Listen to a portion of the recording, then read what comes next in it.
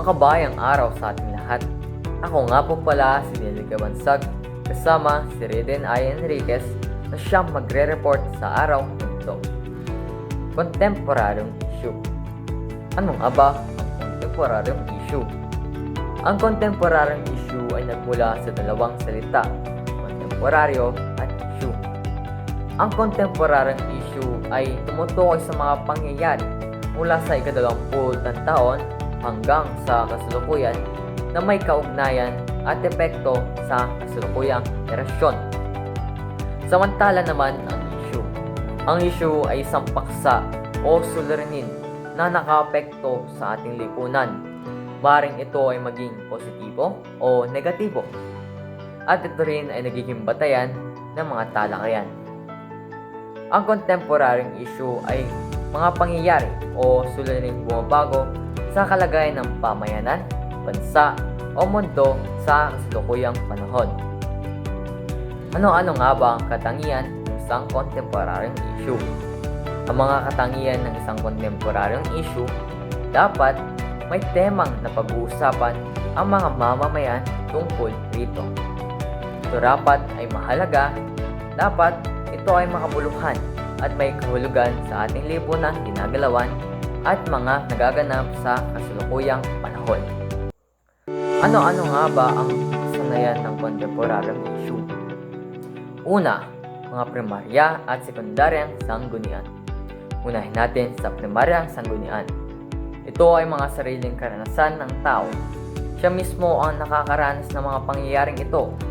Sa primaryang ito ay ang orihinal na nagsulat ng kanyang karanasan tungkol sa mga pangyayaring nagaganap. Sunod ang sekundaryang sanggunian. Ito ay hindi mo siya naranasan, ngunit ito ay inaikwento na o nakita mo lamang kung saan-saan. Pangalawa ang katotohanan at opinyon. Katotohanan, ito ay mga totoong pangyayari sa isang lipunan. Ito ay may pruweba sa mga pangyayari. Ang mga pruwebang ito pwede maging dokumento o sisilbing mga larawan. Sunod ang opinyon. Opinyon, ito ay mga kuro-kuro lamang ng mga tao o ito lamang ay mungkahi ng isang tao. Binabase niya lamang ito sa kanyang naririnig o kanyang damdamin. Pangatlo ang pagkiling o bias. Sa pagsusuri o pagre-research ng mga impormasyon, may kaugnayan sa agham panlipunan. Kailangan malaman kung ito ay walang kinikilingan. Ang mga paglalahad ay dapat balanse rito. Kailangan ilahad ang kabutihan at ang hindi kabutihan sa isang bagay. Pang-apat ang hinuha o inference. Ang hinuha ay isang pinag-iisipang hula o educated guess tungkol sa isang bagay. Ang pagbuo ng hinuha o inference ay kahintulad sa pagbuo ng hypothesis. Ano nga ba ang hypothesis? Ito ay isang mungkahing paliwanag para sa isang kababalaghan. Upang makapaghinuha, kailangan gamitin ang kaalaman at mga karanasan tungkol sa paksa o babasahin upang matuklasan ang mga natatago nitong mensahe o kaisipan. Panglima, paglalahat o generalization. Ang paglalahat ay ang mga hakbang kung saan binubuo ng mga ugnayan na hindi makaugnay sa impormasyon bago magsagawa ng konklusyon. Kumbaga, ito ay inaayos muna ang mga nag-uugnay yung mga tamang impormasyon upang wala itong mga pagkakamali. Sunod ang panghuli, ang konklusyon. Sa lahat ng pangyayari dito, ito ay ang pagtatapos. Ang konklusyon ay ang desisyon, kaalaman o ideyang nabuo pagkatapos ang pag-aralan, obserbasyon at pagsusuri ng pagkakaugnay na mahalagang ebidensya o kaalaman. Sa pag-aaral ng mga pangyayari, nagbibigay ng generalization ang mga manunulat o mananaliksik. Binabatay ito sa mga tamang impormasyon na sinusuri at pinag-aaralan. Ngayon, tayo naman po ay dumayo sa report ni Reden Enriquez. Ipaliwanag naman natin ang mga iba't ibang kalamidad na ating naranasan sa ating bansa at kung ano ang epekto nito. Una ay ang tsunami. Ano nga ba ang tsunami? Ang tsunami ay isang malaking alon na pupunta sa dalampasigan ng isang lugar. Nagkakaroon ng malaking alon o ng isang tsunami dahil sa paggalaw ng lupa at pagputok ng bulkan. Ang epekto naman ng tsunami ay nakakalunod, nakakasira ng mga gusali, at nakakasugat o nakakapatay ng tao. Pangalawa naman ay ang pagsabog o pagputok ng bulkan. Ang pagsabog ng bulkan ay isa sa mga malaking problema ng isang tao. Lalong-lalo na ay maraming bulkan sa Pilipinas dahil tayo ay napakaloob sa Ring of Fire. Kaya naman ito ay nakakaapekto sa ating mga tao tulad na lang ng pag-ubo, asthma, at paghirap huminga dahil sa compound gas na nailalabas nito at sa alikabok. Isa sa mga pwedeng ilabas ng bulkan ay ang lava, mga bato, compound gas, at usok. Pangatlo ay ang landslide o pagguho ng lupa, buhangin o mga bato sa bundok. Ito ay nakakaapekto sa pagsira ng mga gusali, pagkakaroon ng aksidente, at masasaktan ng mga tao sa mga nakatira malapit sa bundok. Ang panghuli ay ang lindol o paggalaw ng lupa o kalupaan. Ito ay nakakaapekto sa pagkasira ng mga gusali at pagkaroon ng mga aksidente na nakakasakit sa mga tao. Ngayon, aalamin natin kung ano ang suliranin ng San Antonio. Kaya naman, papaliwanag natin ang kanilang action plan. Ano nga ba muna ang kanilang suliranin? Ang suliranin sa kanilang barangay ay pagkakaroon ng baha dahil sa mababang level na kanal. Kaya naman, nagkakaroon ng baha kapag umuulan o sa sobrang lakas ng ulan. Ang napili nilang solusyon ay ang tinatawag na declogging of canal. Ito ay ginagawa nila upang matanggal ang baha sa kanilang barangay. Ang proseso nito ay ang pagtanggal ng mga baradong kanal tulad na lang ng mga basura. Lahat nila ay tinanggal nila ito. Lahat ng buhangin, basura, at mga iba pang mga materyales o bagay na pwedeng makabaha sa kanilang barangay. Ito ay katulad ng proseso na ginagawa sa Manila Bay sa kanilang dam para ito ay maging malinis at maging maayos ang pagdaloy ng tubig nito. Good morning po, Shai. Ano po yung buong pangalan? Asan dyan? Edad po?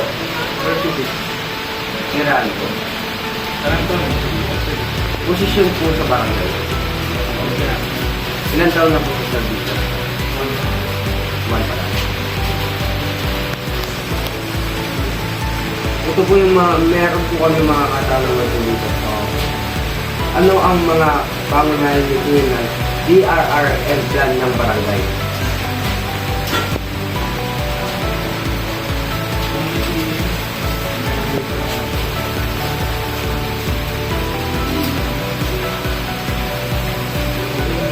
Alerto, handa sa mga anumang sakuna o kalamigan na ako parating.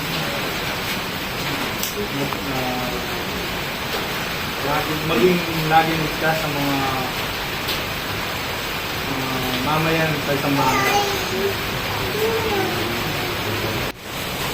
Pangalawang tanong po, ano-ano ang mga nais maabot ng barangay na makatulong sa pagsasakatuparan ng mutuin ng DRR plan?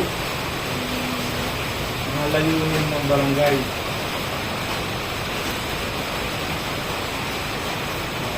Magkaroon ng mga emergency equipment barangay. May paalam na sa mga mamayan na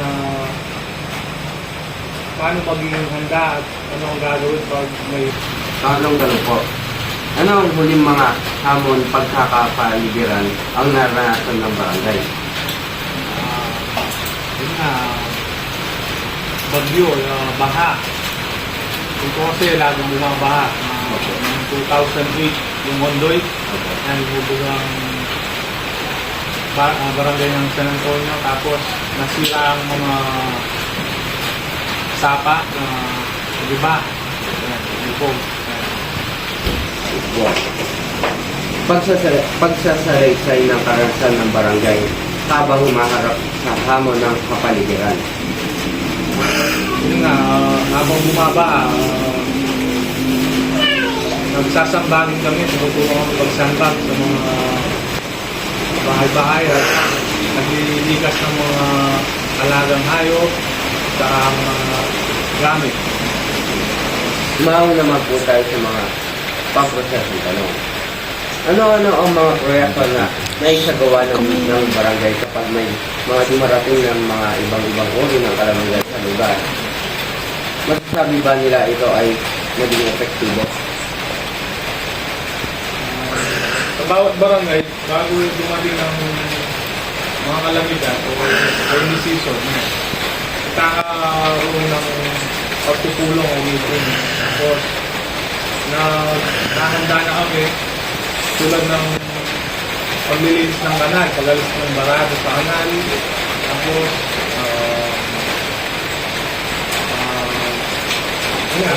pag may bahay na, binubuksan namin yung dam sa sapa para mabilis ang daloy ng tubig.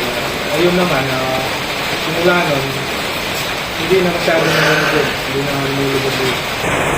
Masasabi ba nila ito ay naging epektibo? Yun nga, simula ginawa yun, nalis na yung mga bara, tumuka yung mga kanal, tapos binuksan yung dam, binubuksan, ayun na, hindi na lumulubog.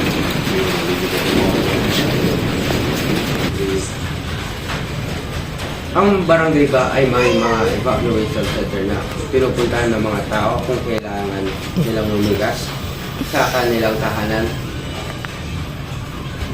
Pag may baha, ayan, yung mga mabababang lugar, nire-rescue namin, tapos i-evacuate sa una, idadalhin sa barangay, at sa covered court.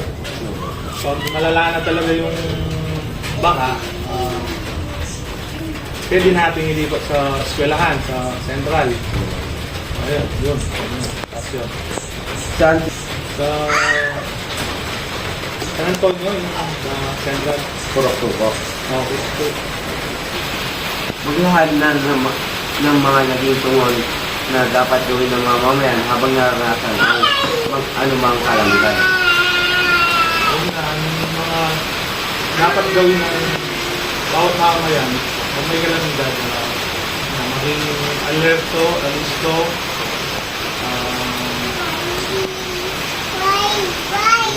lagi makinig sa telebisyon o radyo, para pag may sakuna, alam nila ang dapat nilang gawin.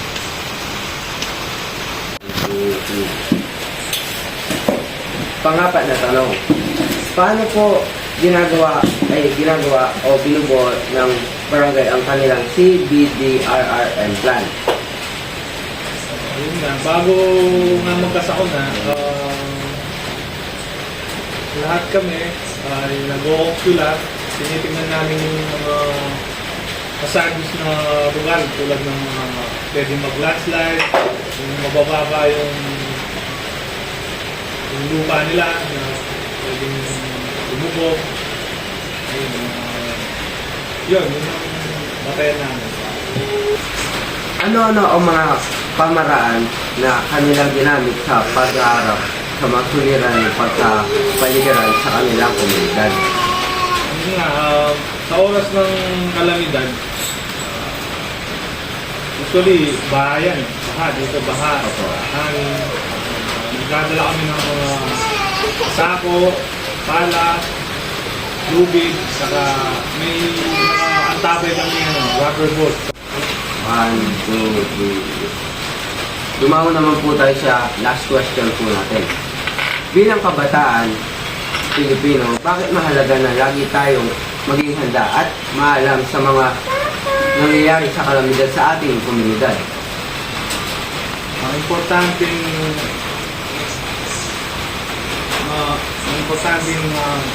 sa bawat Pilipino na maalam o laging handa sa oras ng kalamidad para alam nila kung ano ang gagawin at saan pupunta sa oras ng kalamidad. Dapat bago magkalamidad, alam nila yung gagawin nila. Halimbawa, charge yung cellphone, magumak ng tubig, pagkain, flashlight, medical kit. Yan, yun ang importante. Importante yung Salamat po. Yung buong pangalan. Armando Silverio Sita, Ilang taon na po kayo? 53, Saan po kayo nakatira? Barangay San Antonio, Florida Blanca, Pampanga. Ano po yung posisyon niyo sa barangay? Barangay Kagawad. Ilang taon na po kayo sa servisyo? Sa serbisyo, nagkagawad ako 2002 hanggang 2009. Nagkapitan ako 2010 hanggang 2013. At ngayon, kasalukuyan akong barangay Kagawad. Bilang kabataang Pilipino, bakit mahalaga na lagi tayong maging handa at maalam sa mga nangyayaring kalamidad sa ating komunidad?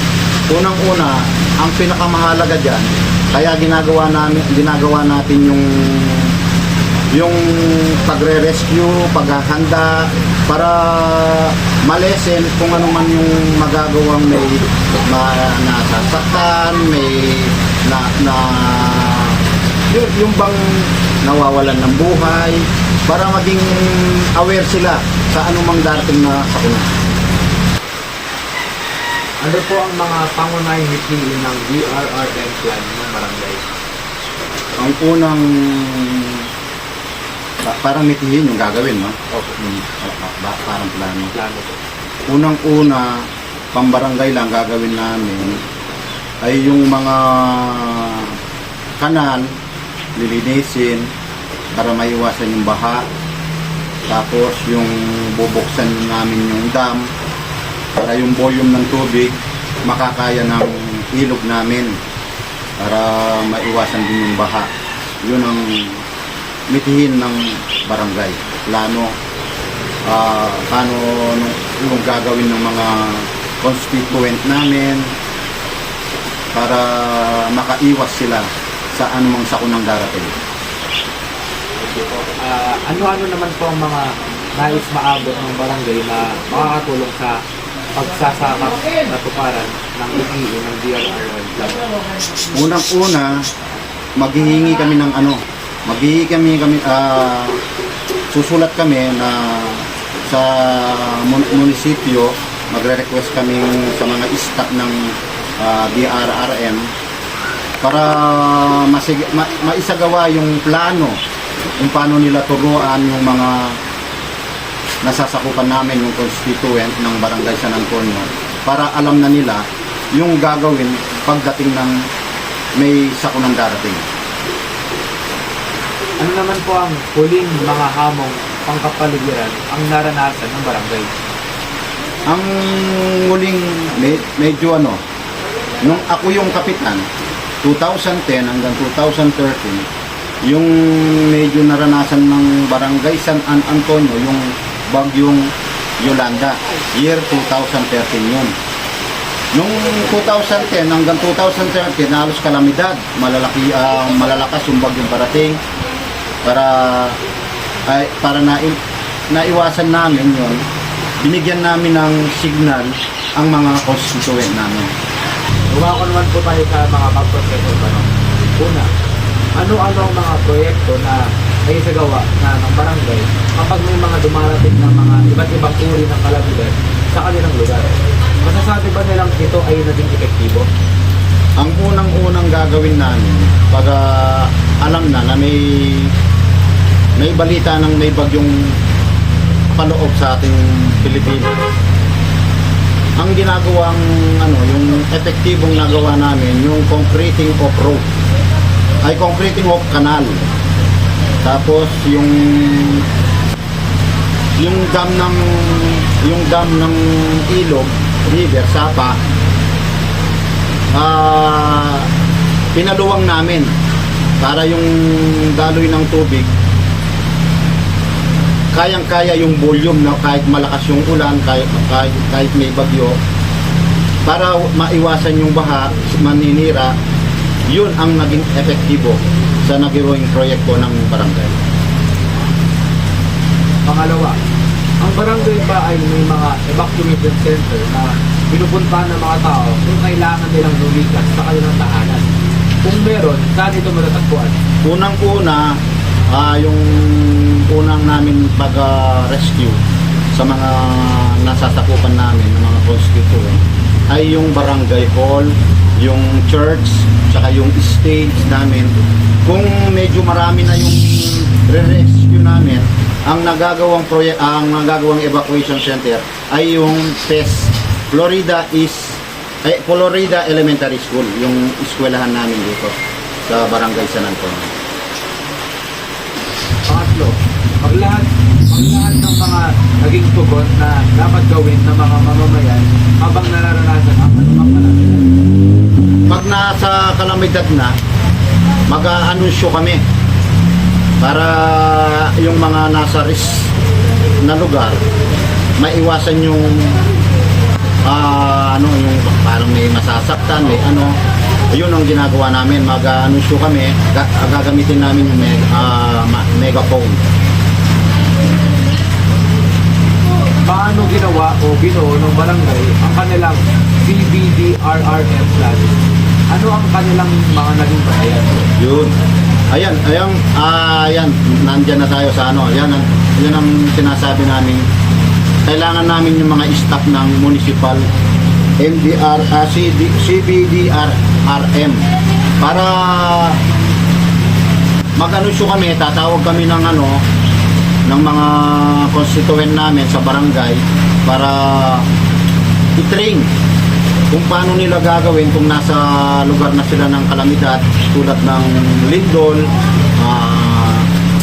sunog, at lalong na nasa tubig.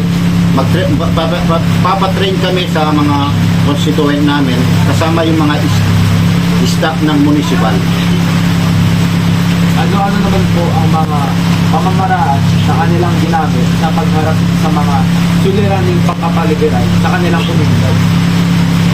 Ang barangay San Antonio, yung ginagamit namin yung may photon kami, may truck, at saka back-to-back. Yun lang yung mga vehicle namin pang sagip sa mga may nangangailangan. Ako po si Eto Balito. Tayo po ay mag-interview. Ano po ang inyong buong pangalan? Ako po ay si Evelyn Pulintan Kaduling. Ano po ang inyong kitas? 52 na po ako ngayon. Saan po kayo nakatira? Nakatira ako sa Purokwan, San Antonio, Ferdinand Kapatagan. Ano po ang inyong posisyon sa barangay? Posisyon po ay Barangay Pagawan.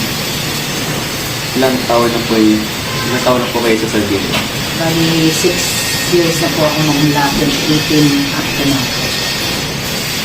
Lumaman po tayo sa Sardinia. Okay. Ano po ang inyong mitiin, pangunangin sa DRRM plan ng barangay? Ang nitiin ko po sa taon-naing plano namin na ay mga kasamang pagawad ay mapanatili po yung yung mga constituent na maging ligtas sila sa mga sakuna. Sunod na po. Ano po ang nais maabot ng barangay na makakatulong sa pagkaparaan ng mitiin ng DRM plan? Hindi namin na walang masaktan ng mga kabarangay namin dito. Nagsasagawa din kami ng mga seminar at mga training sa aming mga tanod upang mapanatili ang ligtas sa aming mga kabarangay. Ano po ang huling mga hanong pagkakapaligiran ang naranasan sa inyong barangay? Hamon, yung mga hamon, no? Yung baha lang dito? Baha. Kailan po yun na naranasan? Actually, pag umulan, dahil yung mga dito, mga mababa lang. Actually, pag umulan, baha na kagad. Pero pag uminto naman yung ulan, matatanggal agad yung baha.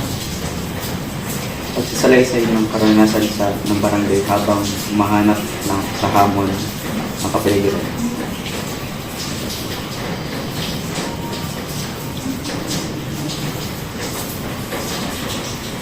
Karanasan yung yung paglabas namin dito, baha na dito, yung ginawa namin. Subakay kami ng, anong tawag doon, yung mga kuliglig. Para isa kayo yung mga doon, yung mga taong binaha.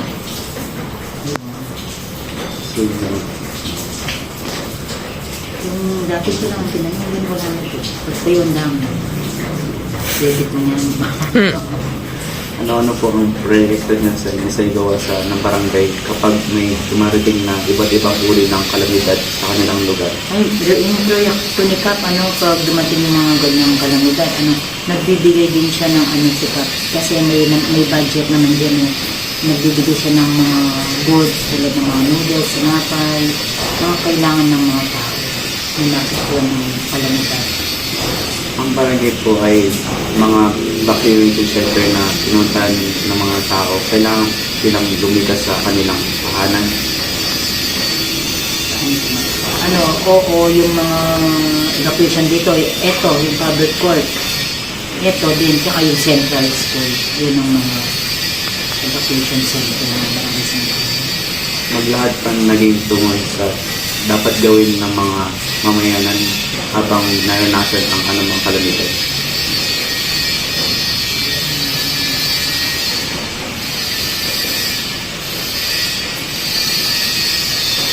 Yung mga nagtitext yan pag nagtugon yung mga ungari, yung nasa sapa, iti-text kami kagad kasi meron namang yung mga hotline sa barangay. Yun yung tugon ng mga pag nararanasan nila. Paano ginawa o binuo ang barangay sa ang kanilang CBD-RRM plan? Ano ang kanilang naging bantayan? Binuo namin to, meron kaming meeting and then gumawa ng organizational chart mula sa kapitan, mga kagawad, tanod, leader. Yun yung aming yung disaster namin. Ano po ang mga pamaraan sa kanilang ginamit sa pangarap ng suliranin pangangailangan sa kanilang komunidad? Yung mga pamamaraan na ginagamit namin sa ganito yung, for example, malaki na yung baha, hindi alam ng mga tao. Magaan yung sirena, tutunog yung sirena, yun. Tapos yung mga tanod, sasakay sila sa mga barangay patrol, mag-a-advise sa mga tao. Bilang kabataang Pilipino, bakit mahalaga lagi tayong maging handa at maalam sa mga nangyayaring kalamidad sa ating komunidad? Bilang tulad niya mga kabataang Pilipino, dapat tayo talaga mahalaga na maging tayo handa kasi mahalaga ang buhay di ba? So, yung buhay mahalaga, yung mga gamit sa bahay kahit huwag ng kunin, importante yung buhay. Ilan po ang lahat ng mga Thank you. Ako po si Asa Balesteros. Ako po mag-i-interview ngayon. Ano po ang inyong buong pangalan? Sheila Pan Pinlac, Ano po ang inyong edad? 45. Saan po kayo nakatira? Brook 3, San Antonio, Florida Blanco, Pampanga. Ano po ang inyong posisyon sa barangay? Barangay Secretary. Ilang taon na po kayo sa servisyo? 4 years. Tumaho naman po tayo sa process ng Sige.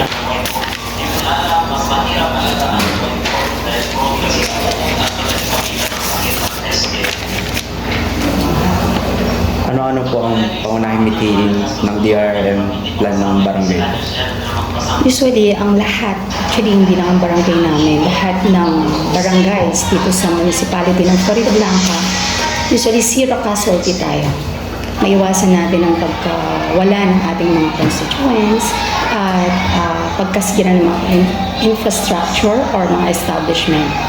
Yun usually ang mithiin or objective ng ating BDRRM. Ano-ano po ang nais makaabot ng barangay na makakatulong sa pagsasaka karputan ng maytiin ng DRM plan? Karupitan? Ano yan, sir? Pagkakasaruputan. Parang, Ano, hamon? Alin ito? ito. Pagkakasakatuparan. Okay. Usually kasi, ano kasing question yung una? Mga layunin, ano. Okay. So, ano yung mga ginagawa namin para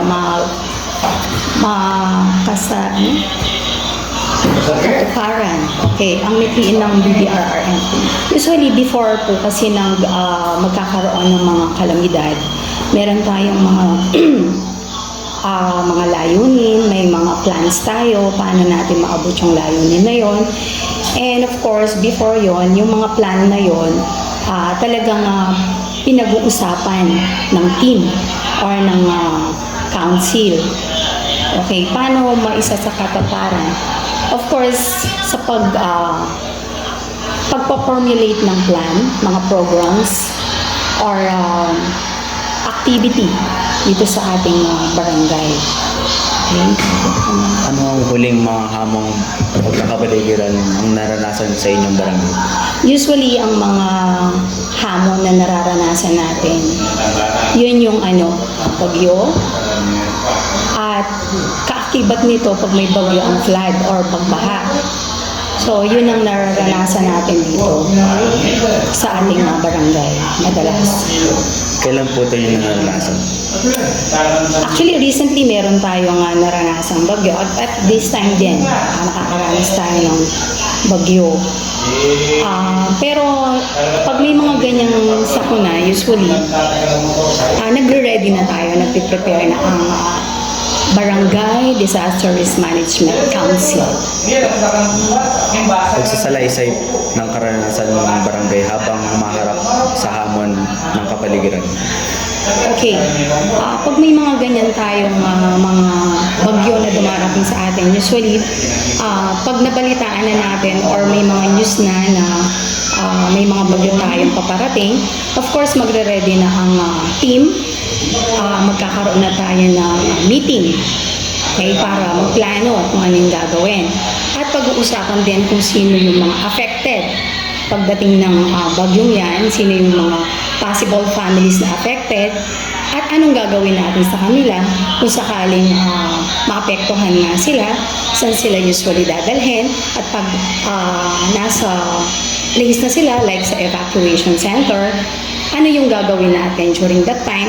So, kailangan nakaredy rin yung mga kailangan na food, like yung mga tinatawag na basic needs ng mga tao or ng families. And then, ano rin ang pwede natin gawin para maiwasan natin yung mga possible problem na mag-arise. Like yung halimbawa, sa tulay natin, yan, sa Sapa, usually marumi yan. So before dumating ang rainy season, nagkakaroon tayo or nagkakandak tayo ng Manila Bay. Ililinis natin yung ating Sapa para at least hindi magkakaroon ng flood sa ating barangay.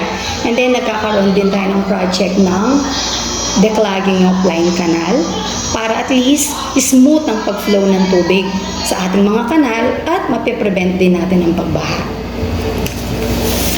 Makaroon po tayo sa mga next question. Ano-ano mga proyekto na naisagawa ng mga barangay kapag dumarating na mga iba't ibang uri ng kalamidad sa kanilang lugar? Okay, parang nasabi ko na kanina yata in advance. Like yun nga, nagpe-prepare tayo padating na yung rainy season kasi alam natin na may mga bagyo ng parating. So, nandyan na yung declogging of line canal, yung paglilinis ng mga kanal. Okay? Para hindi mag-cause ng pagbaha. Tapos, nagkakaroon tayo ng concreting of line canal para at least hindi nagko-collapse yung mga lupa sa kanal. Kasi once na hindi sila na semento, usually pag malakas yung flow ng tubig, nagko-collapse siya. Tapos, natatambakan ng lupa ang ating mga kanal at magkukos ng flood kasi syempre mababaw na lang siya instead na malalim siya.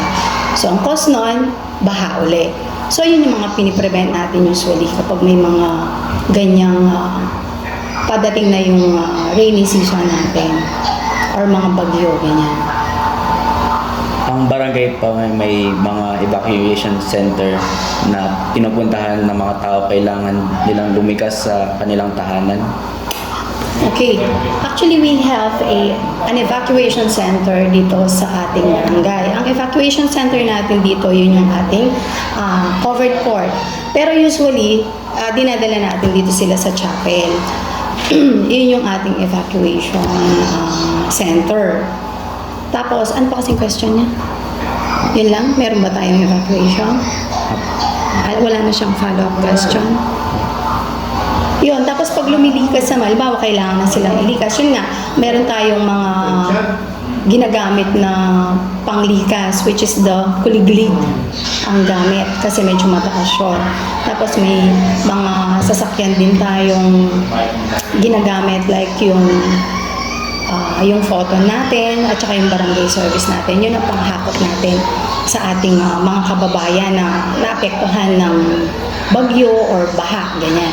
Pero usually ngayon naman, so far dahil nakakapag-prepare tayo, hindi na masyadong problem yan. At ilang taon na rin na wala tayong mga evacuees kasi nga nakakapag-prepare tayo before pa dumating yung mga bagyo or rainy season na yan.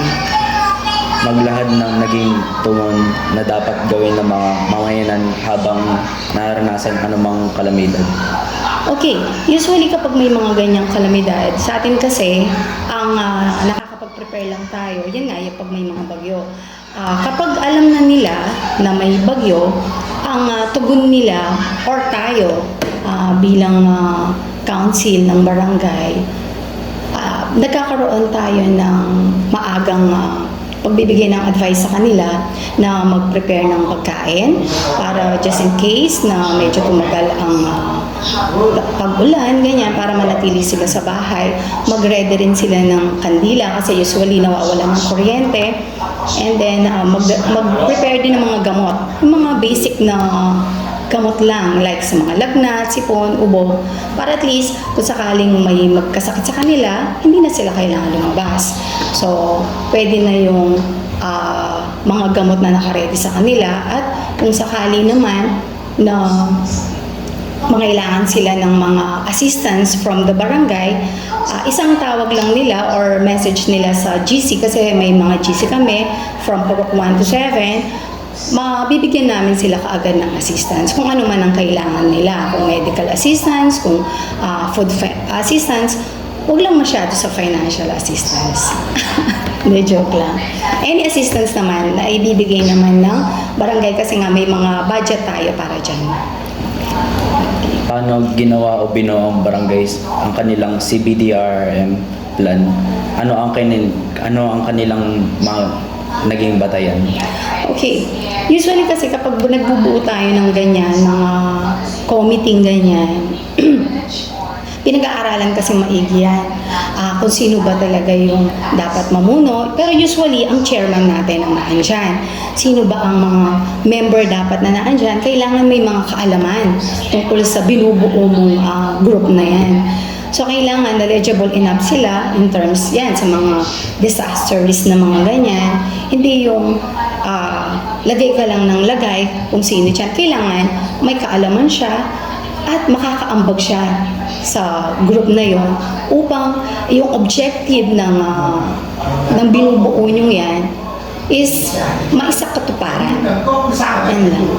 Ano-ano po ang mga pamaraan na kanilang ginamit sa pangarap na mga suliraning pangkapaligiran sa kanilang komunidad po? Ano-ano po ang pamaraan na kanilang ginamit sa pangarap sa kanilang suliraning pangkapaligiran sa kanilang komunidad? Okay, ano-ano ang mga pamamaraan?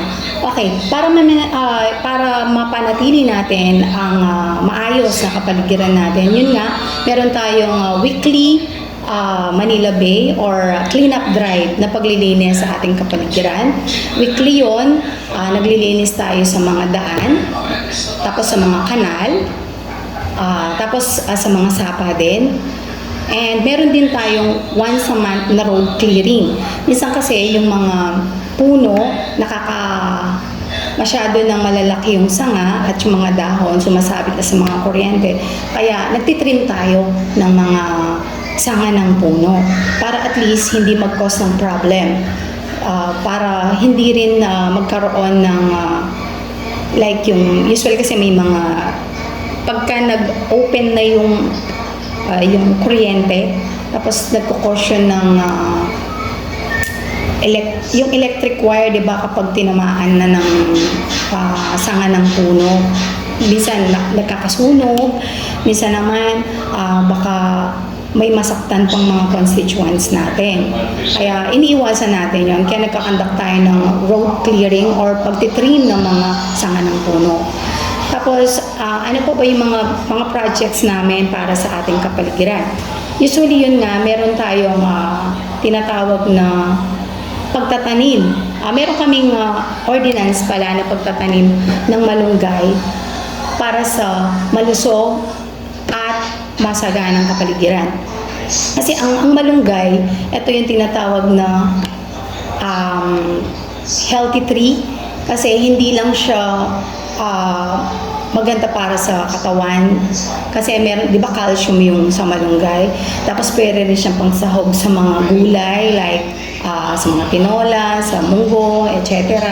Tapos aside pa doon, nakakatulong din siya sa oxygen natin, nagpo-produce siya ng oxygen. So instead na, kasi nga very polluted na tayo ngayon, so kailangan magtanim tayo ng mga puno para at least malesen man lang. Kasi yung ozone layer natin, kung sigurado napapag-aralan nyo, masyado nang manipis, kaya mainit na yung temperature ng buong mundo ngayon. So para makatulong sa global warming, ayun nga, magtatanim ang bawat bahay ng malunggay para at least makatulong na makalesen sa pollution at the same time sa init na nararanasan natin dito sa ating barangay. Ang huling tanong naman po, bilang isang kabataan Pilipino, bakit mahalagang lagi tayong maging handa at maalam sa mga nangyayaring kalamidad sa ating komunidad? Okay. Ang mga kabataan katulad niyo, parte ng ating komunidad. So kailangan nag-i-involve din kayo sa lahat ng bagay. At kapartner namin kayo sa pagpaprotect ng kalikasan natin. Sa simpleng pagdidisiplina sa sarili, like yung pagtatapon ng basura, yung pinagkainan, pinagbalatan ng candy. Sa simpleng pagtapon sa tamang basurahan, malaking tulong na yon sa ating mundo, sa ating kapaligiran. So kailangan lahat ng nangyayari dito sa ating mundo, makibahagi kayo. Kasi isa kayo na nakatira sa mundong ito. So kailangan magkaroon din kayo ng concern sa ating kapaligiran. Kasi in the next generation, kayo ang kayo yung titira dito at kayo rin naman ang mag-rule. Kasi kami mawawala na. So kayo naman ang generation na magre-reap kung ano man yung problem or maganda na tinanim ng generation nyo. So kailangan, habang bata kayo, makibahagi na kayo at mag-isip na kayo kung paano nyo matutulungan ang malaking problema ng ating mundo. So sa simpleng discipline sa ating sarili, pagtapon, pagsesegregate, malaking tulong yon sa ating kapaligiran. Doon po nagtatapos sa ating interview po. Salamat po. Okay, you're welcome.